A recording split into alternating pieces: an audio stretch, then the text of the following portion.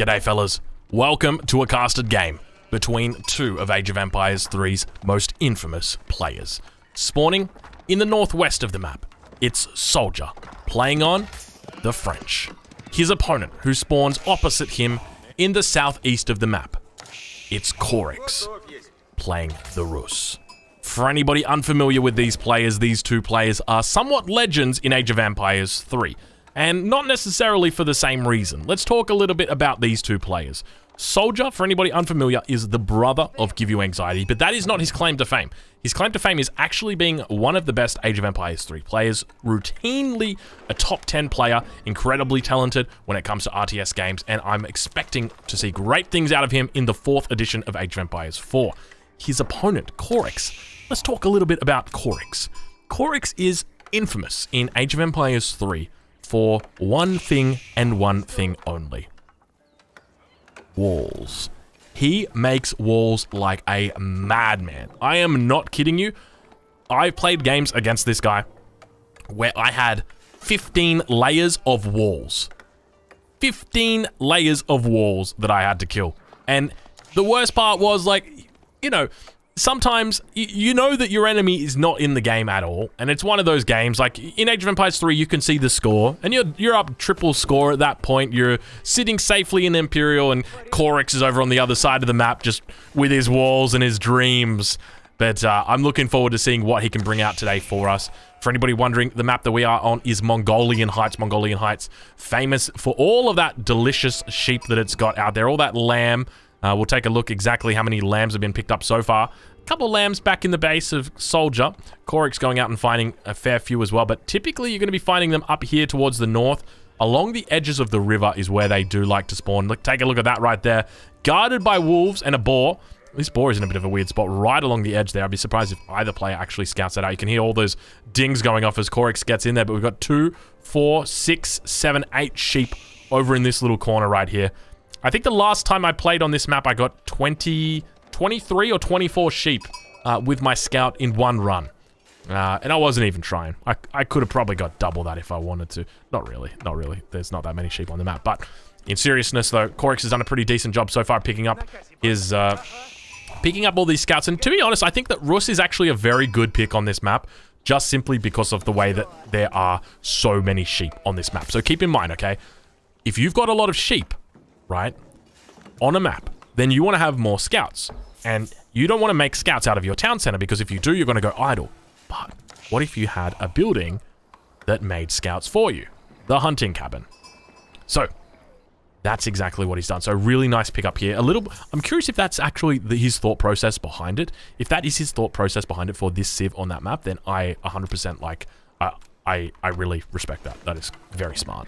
But let's talk a little bit about French. Soldier playing on the French. Already got a mill out here.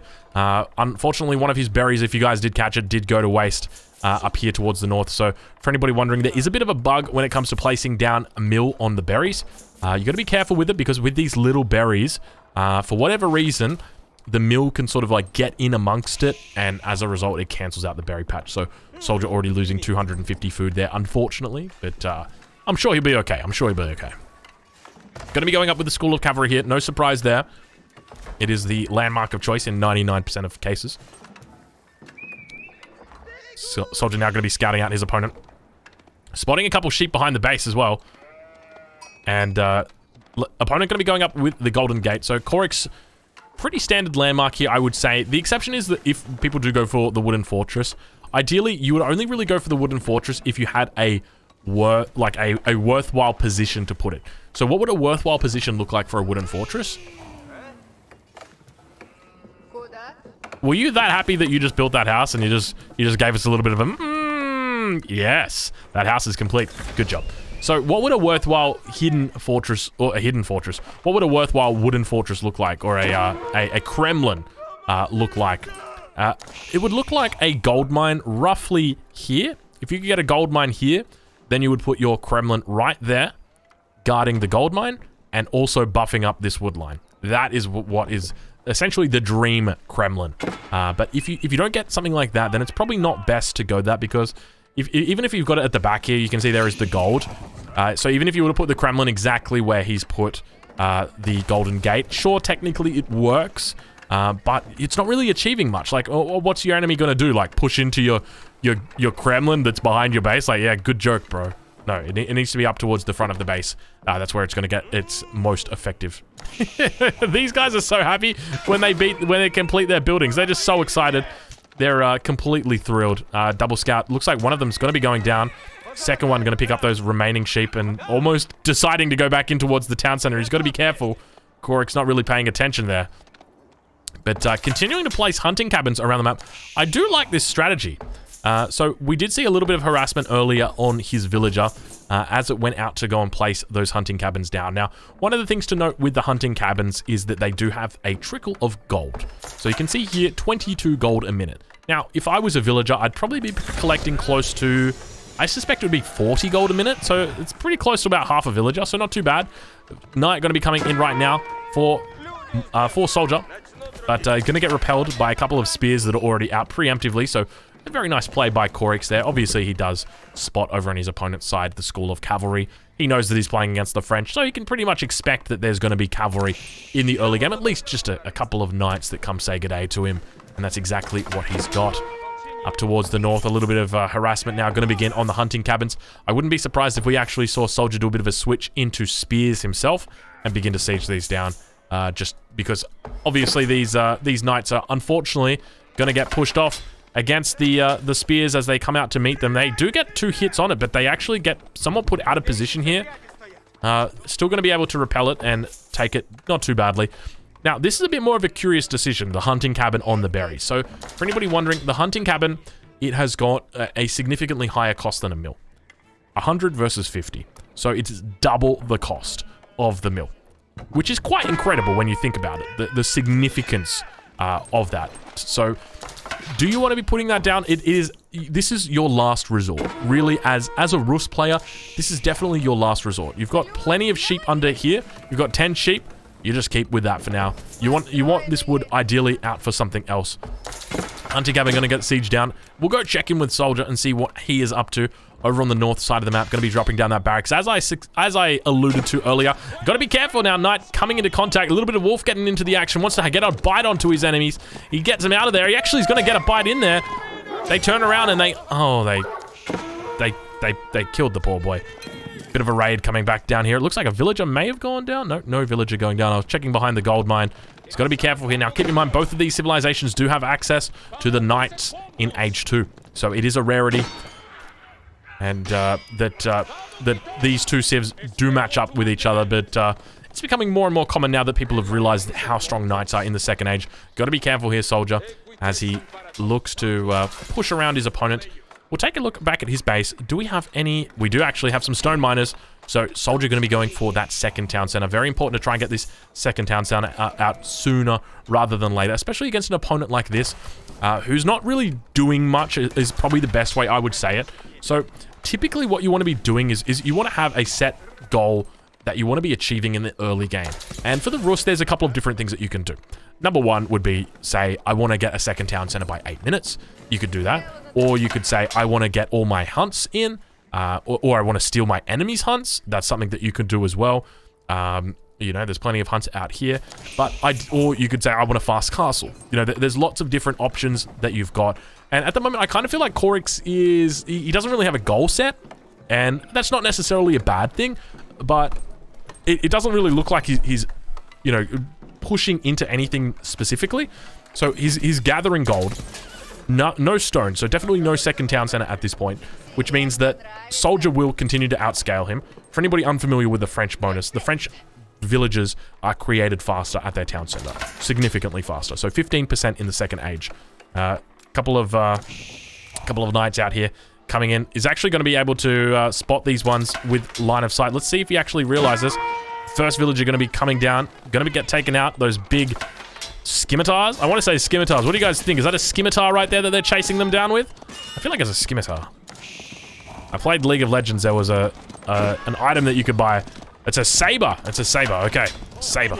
I'll accept saber as an answer. Thank you. That's 10 points.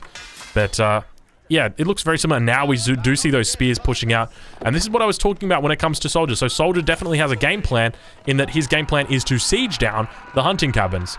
And the burden is now upon his opponent because he needs to outmass his enemy significantly when it comes to spears. And he's really not doing that at the moment. So Corex, on the other hand, only 6 spears to his enemy who's got 5. Plenty more knights. You see those lancers coming out. Bit of a joust happening right now. Villagers getting in on the action as well. One of them going to be going down, dropping the berries as she goes as well, or he goes, and plenty of spears on the ground. Now the spears come out. This is what I wanted to see. These spears needed to be down on the ground earlier, but now they finally got the message, the memo, to come out and get in on the action as well. Soldier going to be falling back, and Corex definitely going to be happy with his position. He's got to be careful. He's got spears fighting against his knights, though. Second town center going to be going down for Soldier. Over on the berry patch is definitely a wise move, putting it down right there. Pretty decent spot. We'll take a look at Soldier's perspective and see if we could have spotted a better spot for his town center. I would probably go for this spot here because it secures the gold, also secures the stone, and you get a really good wood line. Whereas this just secures the berries. The berries are in a forward position, so it is going to give you line of sight as well. That's one thing to consider. That's something that he could have been looking at. Soldier, I love the way that he's got his barracks sat out like this, just sort of tiered at the front. They look very cool, don't you guys think? I love the way that he's got them like evenly spread apart as well. You know, this guy SimCities. This guy SimCities. You know, he's played a little bit of SimCity in his life. Like, the aesthetics right now, they are on point, I would say. So, gonna be continuing to gather up the berries. Got a nice bit of line of sight out here as well. As we mentioned. So I guess with that regard to that, I'm not going to say that I disagree with this town center placement. I can understand where he's gone with this one. It makes sense to me. Going to have a little bit of difficulty with his food income, but doing his best to gather it up. Now beginning to switch over to farms as well. It is something that will begin to happen around this time, around the 11-12 minute mark. You'll see the transition to farms for French players, just simply because as the Rus, you are able to take these deer carcasses in. I don't actually think he's got the technology. He has not got the technology. Hasn't actually got wheelbarrow yet, or survival techniques either. So, looks like Corex still might be learning the map, and now Corex coming out with his world-famous walls, baby. Oh yeah, the world-famous walls. So, Corex now doing a little bit of the classic villager on the wrong side of the wall, but that is alright. That is what Age of Empires is all about, your villagers not getting the memo. He actually just realizes it at the last second.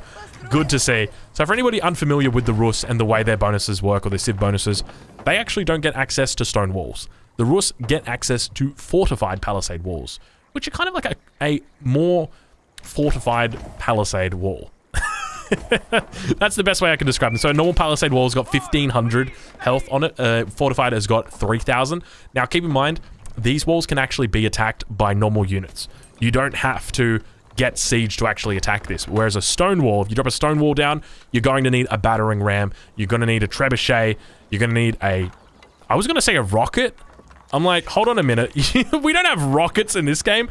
I was thinking of Age of Empires 3. The English have got rockets. So, yeah, look, rockets probably don't work, but bombards work. So, you know, bombards. You can use all of those against this wall here, including your units. You can see these guys have actually got their torches out. They're going to begin sieging down that wall. And it looks like we may have a bit of a potential fight right here as Corex opens the gate. He says, come on in, friend. There's plenty of water in here for everybody, but a wooden fortress going to be going down behind it as well. And we return back to normal. The stalemate continues. Wall up towards the north of the map. Wall down to the south of the map. Corex is gearing himself up for the late game. And I'm looking forward to it. This is classic Corex style. A single scout going to remain on his side of the fence, though. And the scout coming in. Big Lidocor coming in. I see you right now. Don't worry, Lidocor. 485 viewers from Lidocor coming in and joining the action. Welcome over, fellas. How you guys doing? Don't worry, Lidocor. I see you. For anybody who's watching this on YouTube and wondering what just happened, we're casting this live on Twitch. In fact, we're probably live on Twitch right now, so come over and say g'day. But Lidocor, who is one of my favorite streamers, also a fellow Age of Empires 4 streamer, has just raided the channel. 485 people coming to say g'day, and we've now got 4,000 viewers currently watching on Twitch, so you're missing out, YouTube. Come say g'day. A little bit of an expansion going to be happening down here to the south. I'm curious to see whether we actually get a third town center for Soldier. He has gathered up enough resources for it, or at least enough stone for it. Typically, what you want to be doing with regard to your stone is avoid gathering more than 300. unless you're going to be dropping down another town center. So really, that is it. And now, look at this. Look at this base building that we've got going out from here. I love the way that these are just so nicely tiered. It really gives, I just want to like say, it kind of looks like villas. Do you guys, like, it looks like villas, like, the way that they're going down the mountain. Like, this is the mountainside, and it's like, well, yes, I live on 3 barracks next to the archery range. Oh, wait, they're French. Oh, yes. Hold on. Bonjour, monsieur. I live in the barracks next to the archery range. There's 3 barracks. Barracks say. Wait, I don't think that's French. Wait, what's French 3? Unos, dos, tres. No, that's Spanish. Fuck. How do you say French 3? Hold on. Bonjour. No. Jump up. No. Uno. No. Oh my god. Everyone in the chat is saying troll. I'm not trolling. I don't know what it is. Why are you guys misspelling troll like that for? Anyway, down towards the south. It looks like a little bit of a wall breakthrough is going to be happening right now. And I know it's Troyes, guys. Troyes. Yes, Troyes. I've genuinely got no idea, bro. I learned French back in year 7, and I've got no clue. Hold on. Bonjour. Je m'appelle Keaton. J'habite Canberra. Why am I'm thinking in Indonesian right now. Satu, dua, tiga, empat, lima, enam. I can't even think in French, man. I'm thinking like Farsi, yak, dulce, char, punch, like Chinese. Why can't I remember the French word for 3? I'm dying right now. All right, moving back to the cast. Pikeman on Spears, or Spears on Spears right now. He outnumbers him, so he should be fighting him. I'm curious why he's decided to fall back. The Spears have finally broken through. And looks like we've got a little bit of an engagement. Archer's going to be coming forward as well. And keep in mind that Soldier is significantly, I would say significantly ahead in score, but not really.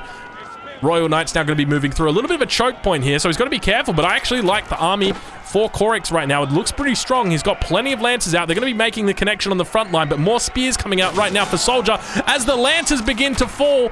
Each player now looking like they're in a pretty decent position, but it looks like another stalemate may have occurred as both players walk away from the engagement with their tail between their legs. And those villas, we see them right now. Look at the stables on the villa on the shore front. And look at the spears pointing them out there to say, come on in, fellas. We welcome it. We welcome it right now. It sounds like an age-up's just happened, but we're too busy right now because the units have collided. Knights on knights. Spears looking to get into the action. Archers focusing down archers, rather, on the back line. Spears coming in, doing the Superman spear right now. And we see them all getting in on the action. Lancers chasing away spears on the top of the map. Down towards the south, we've got the spears coming back in across the north side. And it looks like Soldier might actually do a bit of out-microing, but plenty of Lancers and Knights now moving in along the south border, and it looks like Corex is actually coming out on top, but more Spears are going to be able to repel all of the Knights now at this point, and the only thing that really remains is Archers. It's Archer v Archer, and a few Spears that remain as all of these units begin to dwindle down, and slowly but steadily, the massacre has unfolded, and neither player really looks to have a victory. Corex actually beginning to pull out. Oh, ladies and gentlemen, that was a little bit difficult. Let's zoom out a little bit more so we know exactly what's going on. We'll take a look at the beautiful chateau here in the western front over on the French base. But I love how he's spaced these all so evenly out, beginning to push in. And we do see the scores have now begin to burgeon out significantly. That is a 1K difference right there.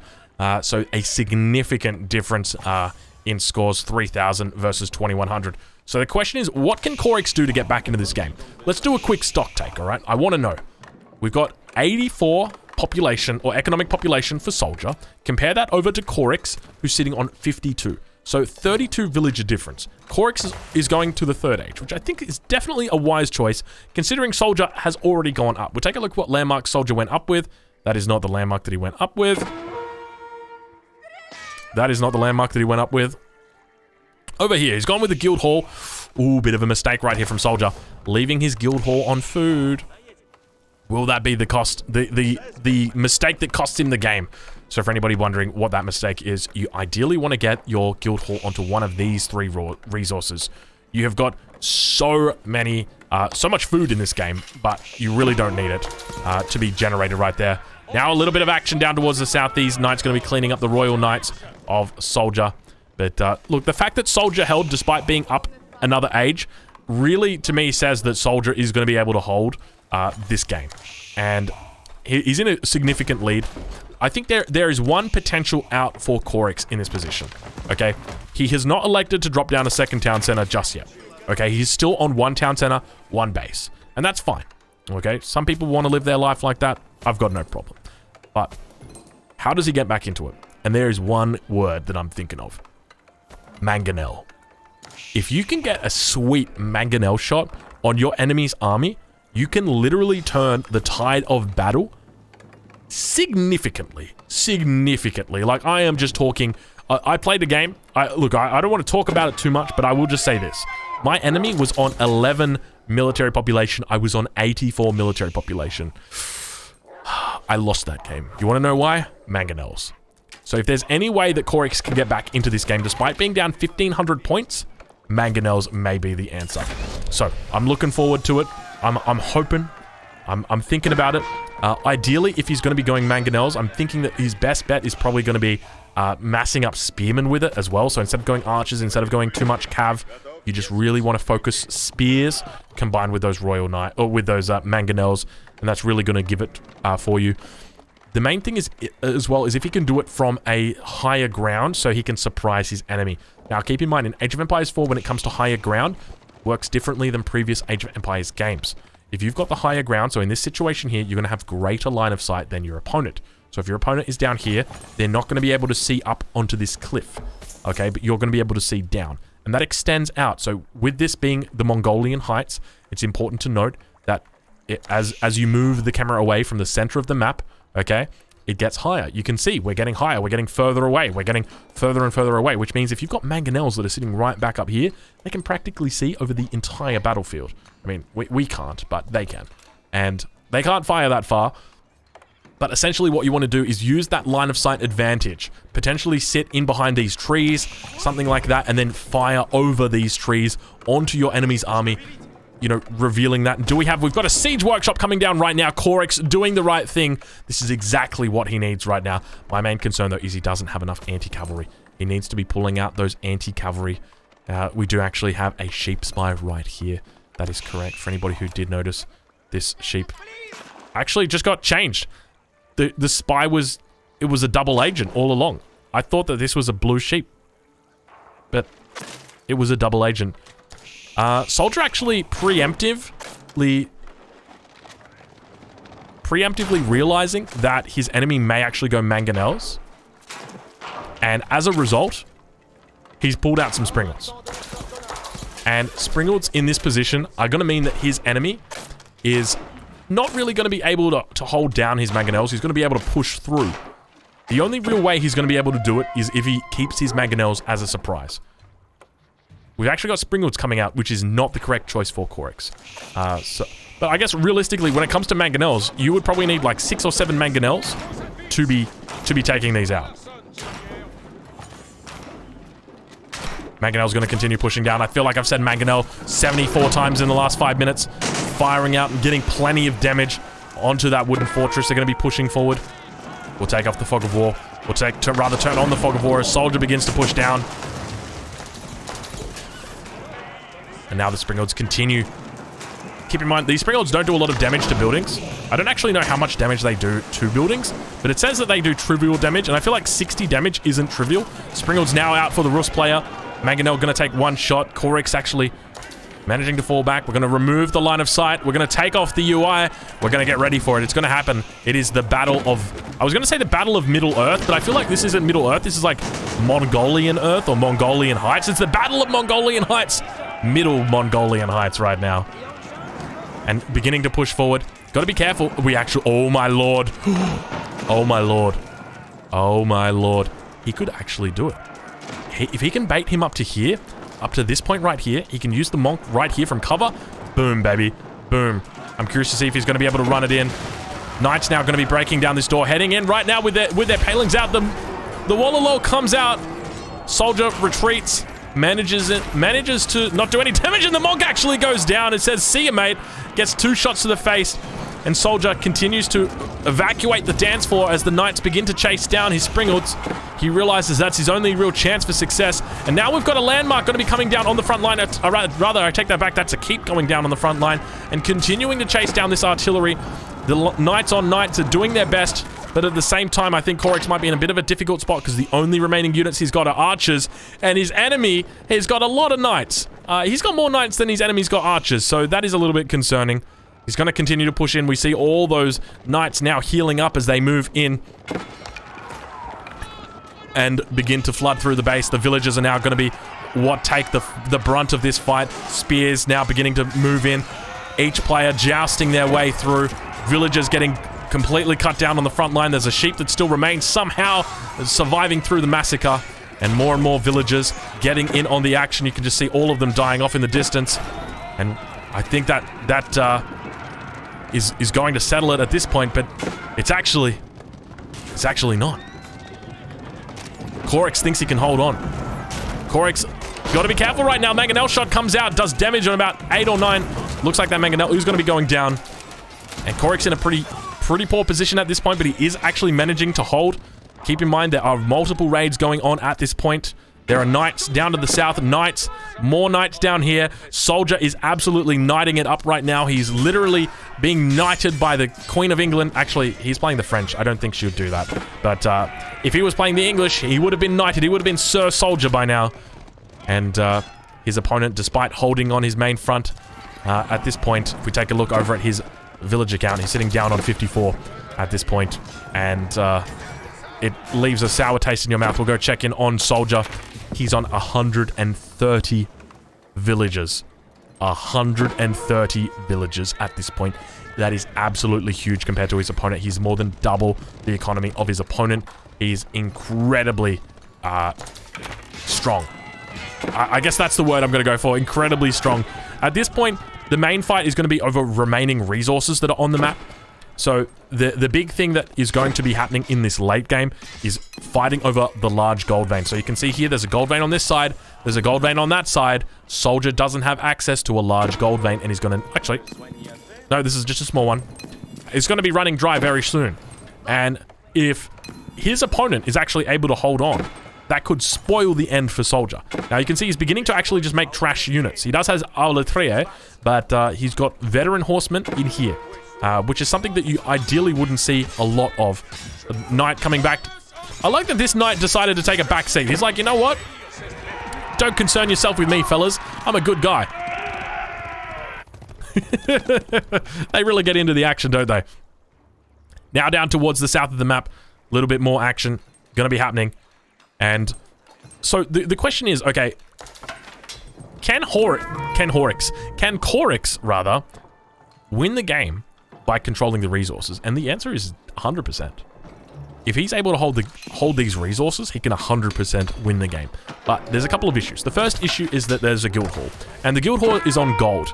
And at the moment, it's on 1,400 gold, and that means it's going to the moon right now. Take a look how many resources it just brought in. It literally just brought in 140 more gold. Every 20 seconds that he leaves this is going to continue rising up right now. This thing is like Bitcoin. It's like Dogecoin. It's like, what's the other one? Shiba coin.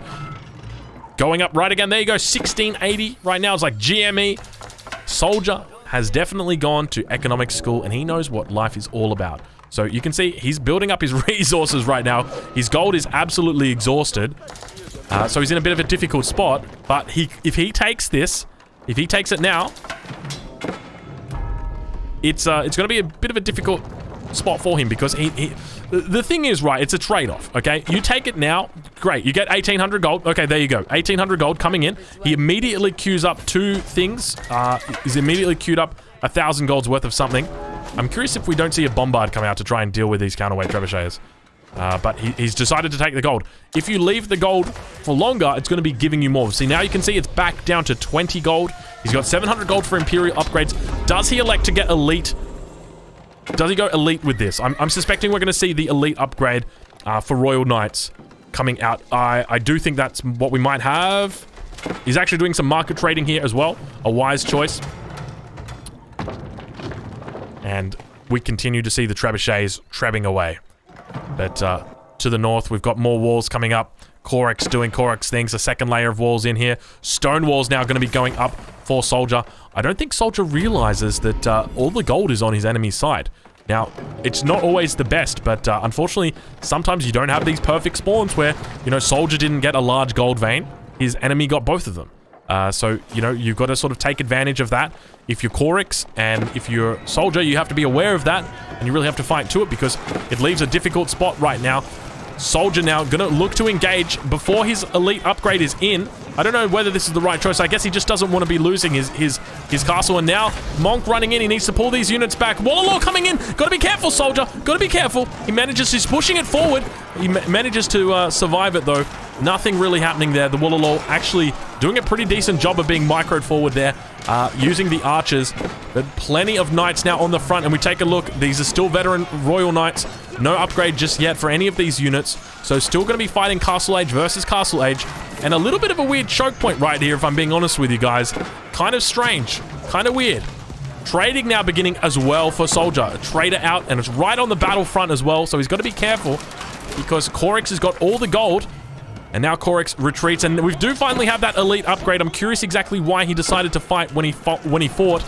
7 armor on these bad boys. Do we see reinforcing units coming in from Soldier? Nothing yet really coming in at this point. You can see there's just so few gold, but 191 population, so there's going to be plenty more units coming in to reinforce this, whether that's horsemen, more elite knights in here. And take a look how strong these guys are. 270 HP on that. Plenty of HP on those bad boys. Continuing to push forward now. And Soldier looks like he might be going on to secure a victory here. I don't know how his opponent's going to be able to deal with this. Keep in mind, okay, when you make a castle, you force your enemy to make trebs. These trebs cost more than the castle costs. It is always a good thing to get your enemy to make trebs because it's using population space, it's using resources, and you can overwhelm them just like you have here. These trebs are useless against these units. They are literally useless. If these were mangonels, you'd be absolutely fine. But Soldier now continuing to push into the base of his opponent. Corex looking like he's in a difficult spot. More than double the score now for Soldier over Corex. And bringing in a BM trade cart as well. And the game gets called. The trade cart was what kicked it all off. Ladies and gentlemen, Soldier has won the game. Congratulations go over to him. If you're watching this on YouTube, I hope you enjoyed this one. It was definitely action-packed. And I will catch you guys in the next one.